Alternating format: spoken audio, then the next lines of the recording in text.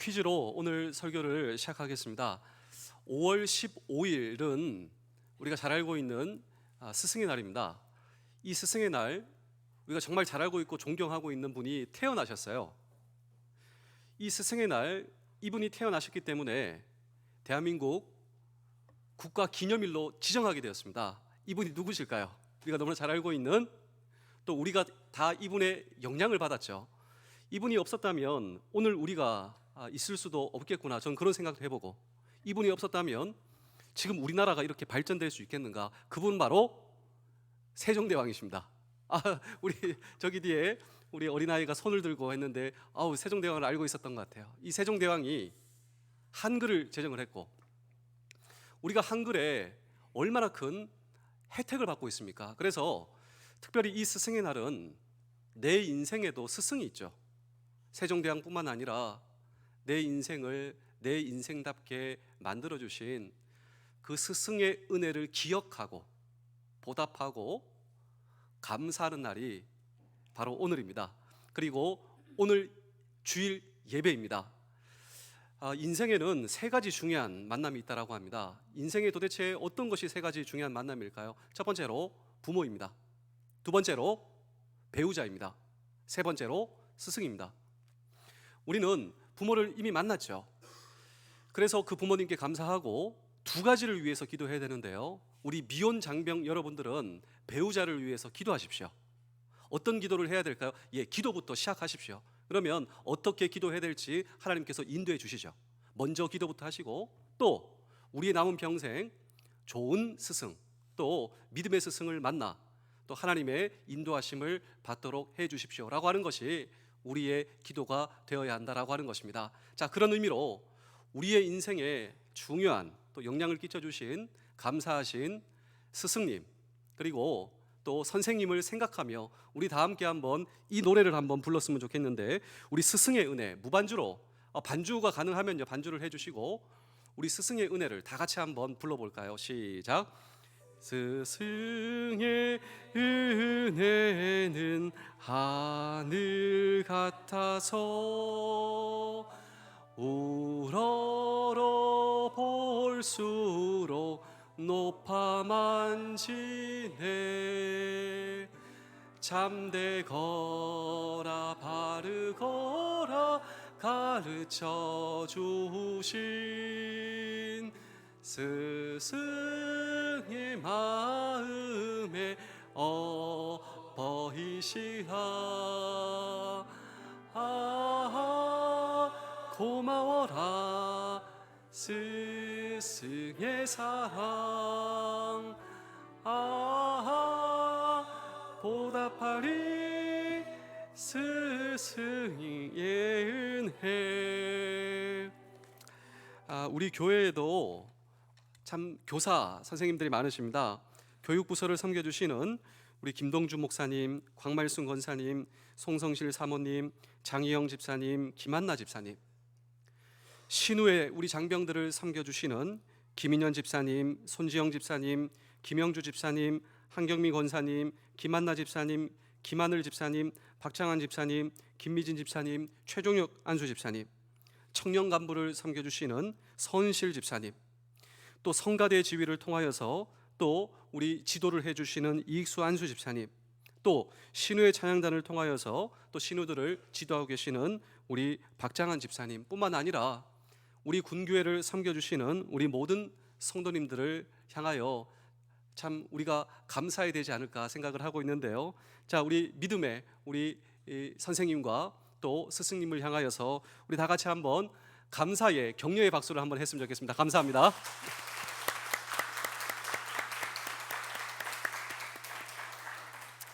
여러분, 놀라운 사실이 있습니다. 무엇이 놀라운 사실이냐면, 정말 인생에도 좋은 스승을 만나, 제가 이번 주에도 한 장병을 만났는데요, 그 장병이 꿈이 선생님이 되고 싶대요. 왜 선생님이 되고 싶자 했더니 방황하는 그 학창 시절 선생님을 만났다는 거예요. 그 선생님을 보고 나도 저분과 같은 선생님이 되고 싶다. 그런데 오늘 성경을 보니까 아주 놀랍고 충격적인 말씀이 우리에게 전달되는데, 우리 다 함께 요한복음 13장 14절에서 17절을 그런 의미로 다시 한 번 더 읽어보겠습니다. 시작. 내가 주와 또는 선생이 되어 너희 발을 씻었으니 너희도 서로 발을 씻어주는 것이 옳으니라. 내가 너희에게 행한 것 같이 너희도 행하게 하려 본을 보였노라. 내가 진실로 진실로 너희에게 이르노니 종이 주인보다 크지 못하고 보냄을 받은 자가 보낸 자보다 크지 못하나니 너희가 이것을 알고 행하면 복이 있으리라. 자, 예수님께서 내가 너희의 스승이다. 제자가 스승을 따르고 본받는 거 당연하지 않겠는가? 너희가 나를 따르라. 내가 본을 보였으니 너희가 따라오라.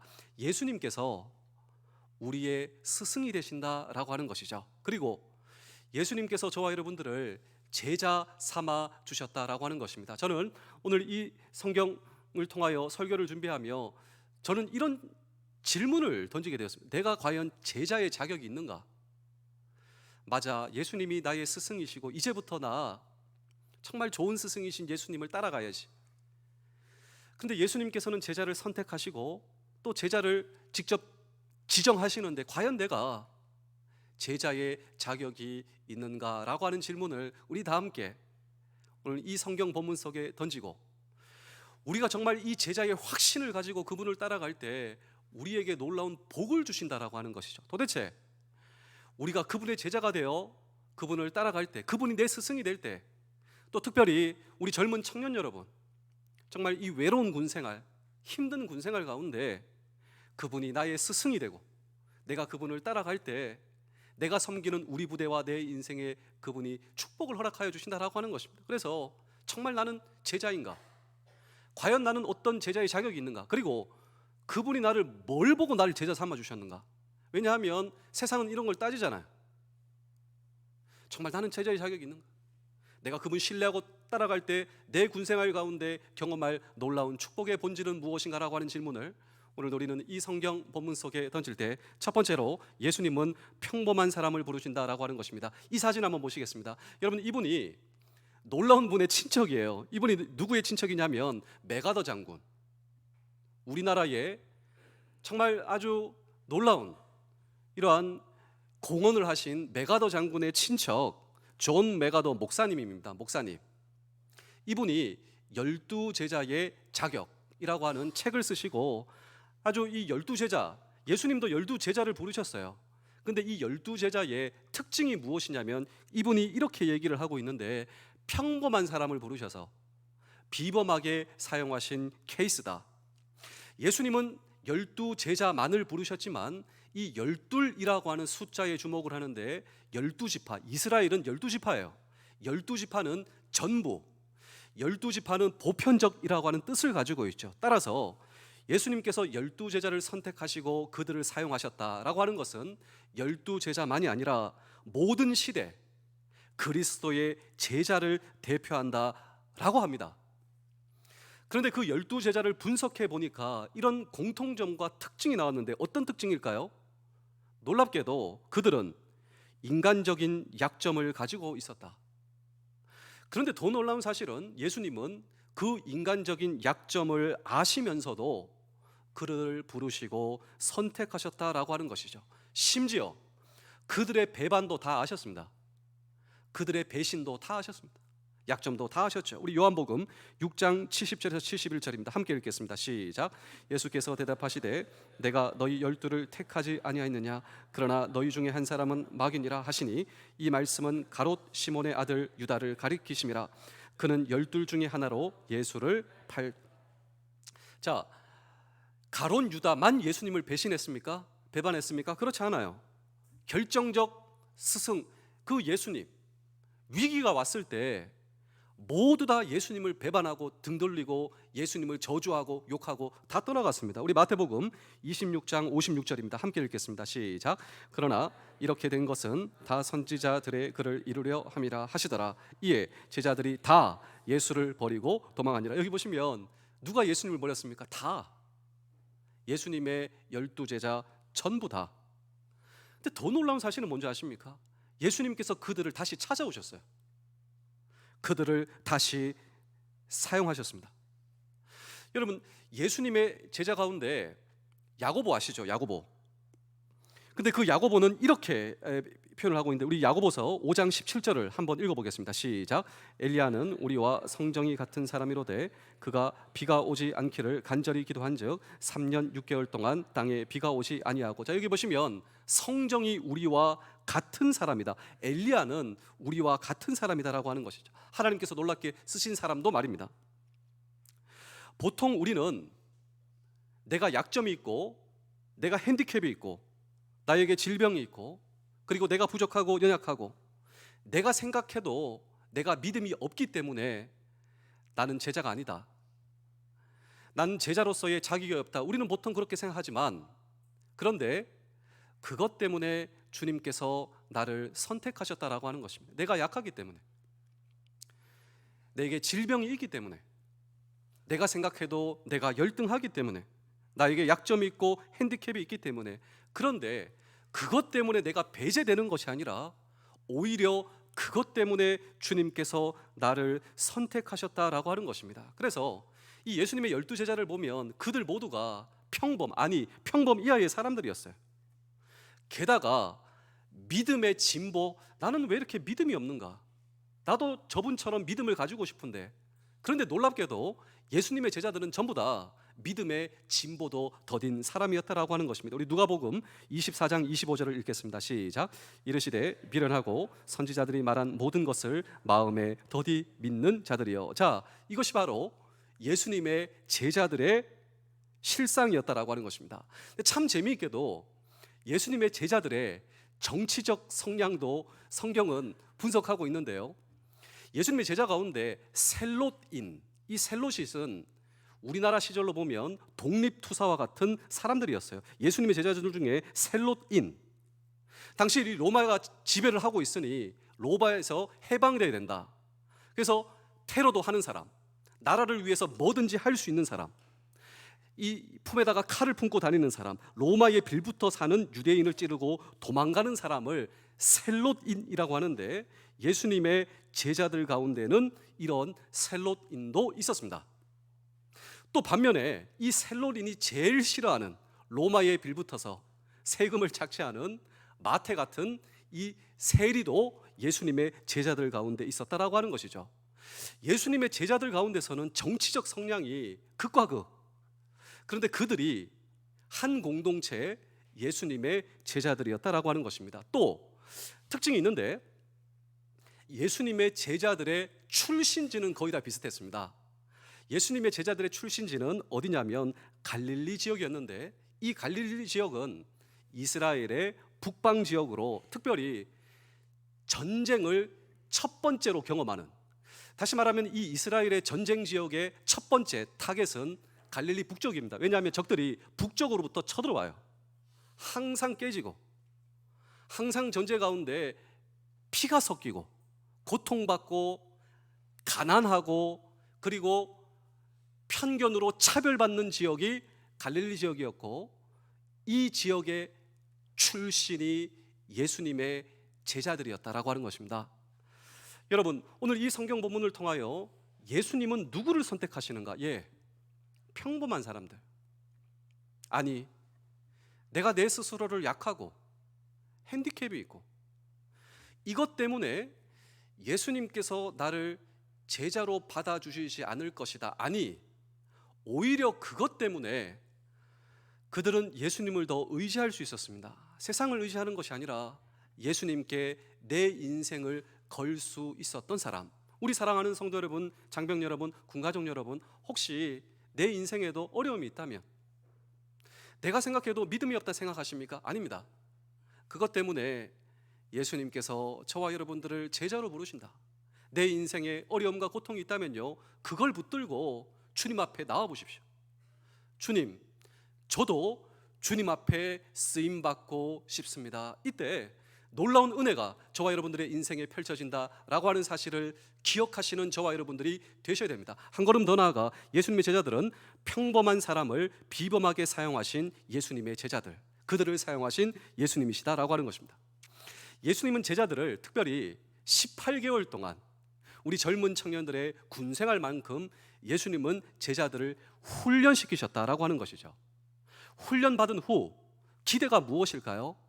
우리의 기대는 18개월 후 내가 완벽한 예수님의 제자가 되어 정말 놀랍게 쓰임받는, 그런데 너무나 아이러니하게도 예수님께 18개월 동안 아주 특별한 예수님의 제자 훈련을 받았던 예수님의 제자들은 예수님이 불리해지시자 다 도망가고 도피한 사람들이 예수님의 제자였다라고 하는 것입니다.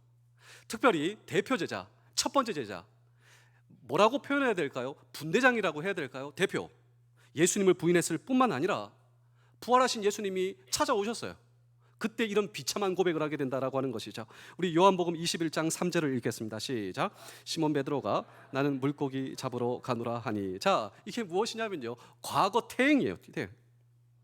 과연 이런 제자 훈련을 성공적이라 말할 수가 있겠습니까? 그런데 놀라운 사실은요, 이런 사람들이 예수 그리스도의 부활의 능력을 체험하고 성령의 충만함을 받을 때 세상을 바꾸는 사람이 되었습니다.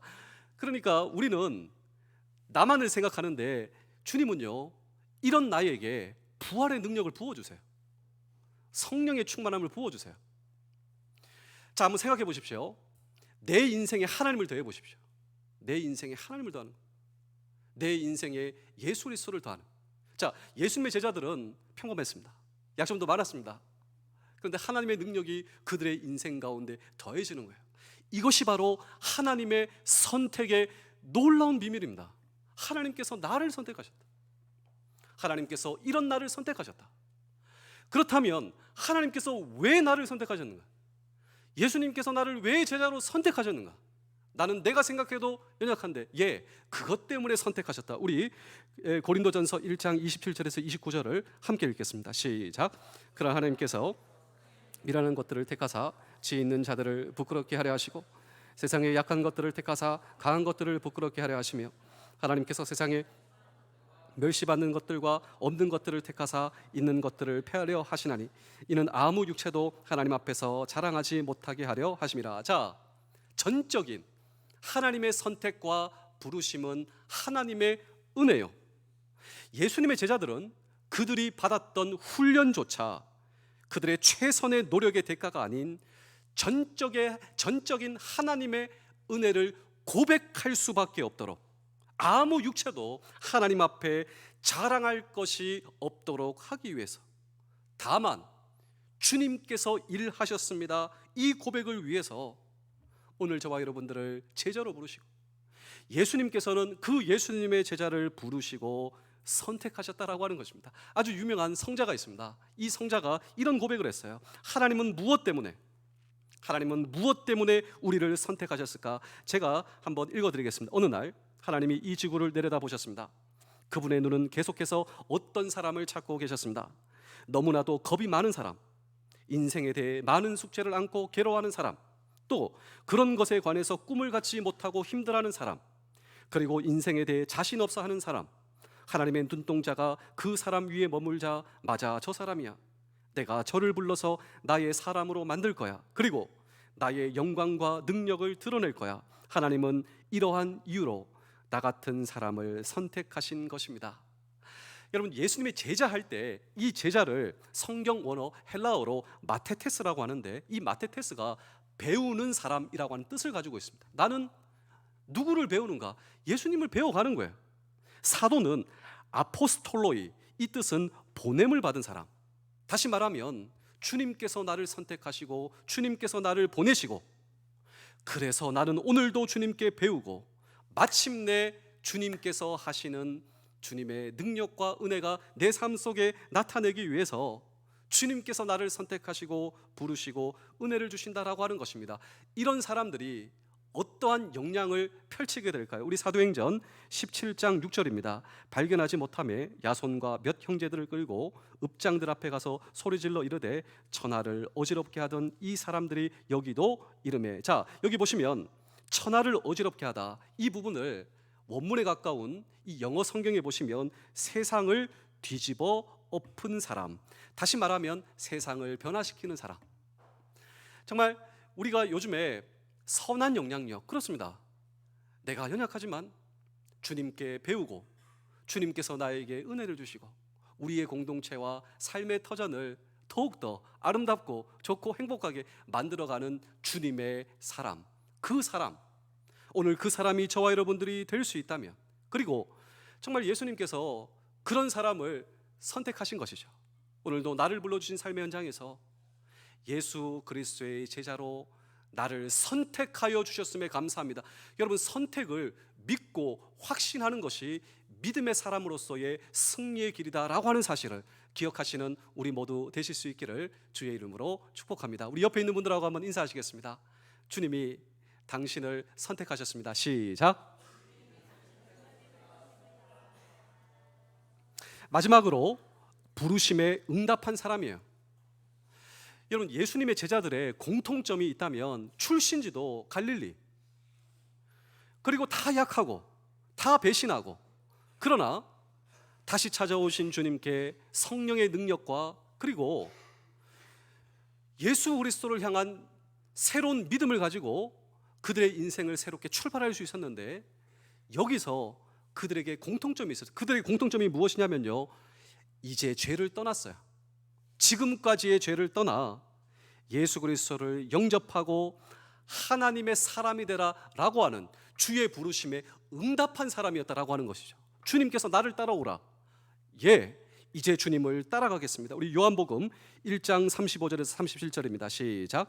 또 이튿날 요한이 자기 제자 중 두 사람과 함께 섰다가 예수께서 거니심을 보고 말하되 보라, 하나님의 어린 양이로다. 두 제자가 그의 말을 듣고 예수를 따르거라. 우리 마지막으로 요한복음 1장 29절도 한번 읽어보실까요? 시작. 이튿날 요한이 예수께서 자기에게 나오심을 보고 이르되 보라, 세상 죄를 지고 가는 하나님의 어린 양이로다.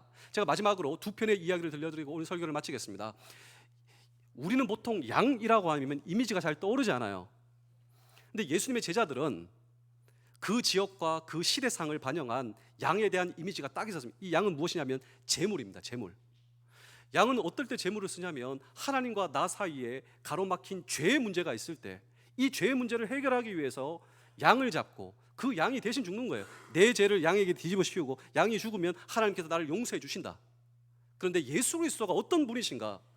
예수님의 제자들은 예수님을 향한 이 믿음이 있었다라고 하는 거죠. 무슨 믿음이냐면 예수님께서 내 죄를 위하여 하나님께서 보내주신 예수 그리스도가 내 모든 죄를 짊어지시고 그리고 내가 받아야 할 심판 다 받으시고 예수 그리스도 죽으셨습니다. 그런데 그 죽으신 예수 그리스도가 부활하시고 내 앞에 나타나셨어요. 그 예수 그리스도를 향한 굳건한 믿음 말이죠. 내 인생의 모든 죄의 문제뿐만 아니라 연약함의 문제도 예수님께서는 이기실 수 있다. 죽음의 문제도 죽음을 이기시고 부활하신 예수 그리스도를 믿을 때 내 인생도 부활할 수 있다라고 하는 이 부활 믿음 말이죠. 예수 그리스도. 양은 잡으면 일시적인 죄의 효과만, 삶의 효과가 있었는데 나를 영원히 죄에서 사해 주시고자 하나님께서 보내주신 예수 그리스도, 그분이 나의 스승이시고 내가 그분을 따라갈 때 그분을 향한 믿음을 굳건히 붙잡고 있을 때 내 인생도 놀랍게 변화받을 수 있다라고 하는 이 예수님의 제자들의 믿음이 오늘 저와 여러분들의 믿음이 될 수 있다면, 흔들리는 세상 가운데서도요 우리는 흔들리지 않는 주님의 제자가 될 줄로 믿습니다. 남아있는 마지막 한 편의 이야기는 오늘 우리 스승의 은혜 노래를 불렀죠. 이분이 이 노래를 누가 지었냐면 강소천이라고 하는 이분이 아동 문학가입니다. 시인이자 소설가인데 스승의 은혜라고 하는 이 노래를 불렀습니다. 우리는 보통 1절만 알고 있는데 2절, 3절 가사를 제가 한번 읽어드릴게요. 태산같이 무거운 스승의 사랑, 떠나면 잊기 쉬운 스승의 은혜, 어디 간들 언제인들 있사오리까, 마음을 길러주신 스승의 은혜, 아 고마워라 스승의 사랑, 아 보답하리 스승의 은혜. 바다보다 더 깊은 스승의 사랑, 갚을 길은 오직 하나, 살아생전 가르치신 그 교훈 마음에 새겨 나라 위에 결례 위에 일하오리다, 아 고마워라 스승의 사랑, 아 보답하리 스승의 은혜. 정말 이렇게 살아가는 한 친구의 이야기를 마지막으로 들려드리겠습니다. 여러분, 혹시 초등학교 5학년 아이, 말 안 듣는 아이, 그 아이가 있었습니다. 선생님이 생각해도 제일 마음에 부담되는, 왜냐하면 수업을 듣지 않아요. 말을 해도 대답도 하지 않고 숙제도 안 하고 그냥 학교에 오면 옷도 제일 꾀죄죄하고 아무것도 안 하려고 하고 선생님의 말을 들으려고 꾸중해도 쳐다보지도 않고 대꾸도 하지 않고 나무라고 해도 남지도 않고 자기 마음대로 하는 초등학교 5학년 아이. 이 여자 선생님이 독백을 하여 나는 절대로 이 아이를 어떻게 할 수가 없다. 사랑할 수가 없다. 이런 아이가 있었다 이거죠. 도대체 이 아이가 왜 이렇게 되었을까? 생활 기록부를 보는 것입니다. 그런데 머리가 뒤통수에 망치로 그냥 내려친다는 큰 충격을 받고 이래서 이 애가 이랬구나. 생활 기록부를 보니까 1학년 때 학습 태도가 좋음, 성적이 우수함, 공부에 대한 열의가 너무 높음. 2학년 때 보니까요, 어머니가 중병에 걸리셨음. 3학년 때 보니까요, 어머니가 돌아가심. 학습 속도가 뒤처짐. 4학년 때 보니까요, 아버지가 아이에게 관심을 기울이지 않음. 그리고 5학년이 돼서 우리 반이 된 거예요. 이 아이가 이해가 돼요. 그리고 이 아이에 대해서 모든 것을 이제 이해하고 내가 이 아이의 선생님이 되어주리라 결심을 하게 되었답니다. 수업 시간에 가장 소중한 선물이라고 하는 제목으로 여러분들이 경험한 가장 소중한 선물을 학교에 가지고 와서 이제 발표하는 겁니다. 어떤 아이는 부모님께 받은 곰인형, 어떤 아이는 저기 해외에서 수입된 초콜릿 선물 받았던 이 자랑하는 거예요. 이 아이도 가지고 왔어요. 뭘 가지고 왔냐면 발표는 안 하지만 쓰다 남은 향수병을 가지고 온 거예요. 이 쓰다 남은 향수병이 누구 거냐면 엄마가 쓰던 거였어요. 엄마가 그걸 가지고 온 거예요. 근데 아이들은 놀리겠죠. 왜냐하면 쓰다 남은 낡은 향수병이니까. 근데 선생님이 오히려 그 향수를 조금 여기다 붓고 향기가 너무 좋네, 니네도 한번 맡아봐. 아이들한테 전부 다. 그러니까 자연스럽게 아이들의 분위기가 맞아요, 향기가 너무 좋아요, 너무 좋아요. 그렇게 된 거예요. 쓰다 남은 향수, 옛날에 엄마가 쓰던 거. 하지만 이게 자기의 제일 소중했다는 거예요. 이걸 가져왔는데 이 선물이 가장 소중한 그날의 선물이 된 것이죠. 그렇게 남아도 안 남고 그냥 갔던 그 아이가 남았어요. 아이들이 다 가고 선생님께 찾아왔어요. 선생님께 하는 말이 뭔지 아십니까? 이 얘기를 하더래요. 선생님한테서 엄마 냄새가 나요. 그러니까 평생 그리웠던 엄마 냄새가 선생님한테 난다는 거예요. 그런데 이 말을 듣고 선생님이 이 아이를 꼭 안아줬답니다. 이 아이도 뜨거운 눈물을 흘리고 이 선생님도 뜨거운 눈물을 흘리고, 그래, 내가 너의 엄마가 되어줄게, 이런 다짐을 했대요. 내가 너의 엄마가 되어줄게. 엄마 냄새가 나한테 난다고 했으니 내가 너의 엄마가 되어줄게. 그날 이후로 선생님께서 이 아이를 바라보는 태도가 완벽하게 달라진 거예요. 그리고 이 아이도 달라졌어요. 그냥 선생님만 뚫어지게 쳐다보는 거예요. 그리고 6학년 졸업하게 됐습니다. 이제 선생님하고 빠이빠이 하게 되는 것이죠. 그래서 몇 년이 흘러가서 편지가 왔는데 이 선생님한테 무슨 편지가 왔냐면, 선생님, 저 중학교 졸업해요. 저 2등으로 졸업하게 됐어요. 선생님 너무 감사합니다. 깜짝 놀랐어요. 그냥 공부 포기하고 그랬던 애가 중학교를 2등으로 졸업했다는 거예요. 그리고 세월이 흘러가고 3년이 지나서 또 편지가 왔는데 그 아이가 온 거예요. 선생님, 저 고등학교 졸업해요. 선생님 너무 감사해요. 저 1등으로 졸업하게 됐어요. 그리고 시간이 흘러서 선생님 너무 감사해요. 또 편지가 왔는데 저 의과대학에 들어가게 됐어요. 또 몇 년이 흘러서 선생님 너무 감사해요. 저 의과대학 졸업하게 됐어요. 또 몇 년 뒤에 편지가 오게 되는데 선생님 너무 감사해요. 제가 이제 결혼하게 되었어요. 선생님, 저희 어머니가 앉아야 될 그 자리에 앉아주셔서 저를 축복해 주세요. 저 결혼의 어머니가 되어주세요. 선생님께서 거기 참석했어요. 엄마가 앉아야 할 그 자리에 참석했어요. 저는 이 선생님이 충분히 그럴 자격이 있다고 생각하는데요. 왜냐하면 그 아이의 어머니가 되어주신 어머니. 그리고 그 아이의 사랑의 스승과 선생님이 되어주신 것이다. 여러분, 이 이야기는 실하지만요, 제가 여기서 나오는 상처받은 아이 있잖아요. 이 아이가 사실 오늘 저와 여러분들이다 라고 하는 사실을 알고 계십니까? 오늘 저와 여러분 우리의 모습이에요. 약하고 연약하고 부족하고 뒤처지고 내가 내 자신을 봐도 비참하고, 그런데 어느 날 나에게 다가오신 예수 그리스도가 나를 안아주셨어요. 부모가 없으면 부모가 되어주겠다. 의지할 스승이 없으면 내가 스승이 되어주겠다. 세상에 나를 막아줄 방패가 없으면 내가 너의 방패가 되어주겠다. 너를 공급할 공급자가 없으면 내가 너의 공급자가 되어주겠다 약속하신 주님께 내 인생의 마음을 열고 그분을 영접하고 그분을 의지하고 그분을 따라가고 그분의 말 한마디 붙들고 내가 그분을 신뢰할 때 그분이 나에게 약속하십니다. 질병도 고쳐주겠다. 너의 미래도 책임져 주겠다. 내가 너의 모든 것 책임져 주겠다. 내 인생의 가장 소중한 분이 되어주신 이 믿음 위에 오늘 저와 여러분들의 남은 평생, 우리의 가정, 우리의 공동체, 우리의 부대, 우리의 교회를 세워가는 저와 여러분들의 남은 평생 되실 수 있기를 주의 이름으로 축복합니다. 기도하겠습니다.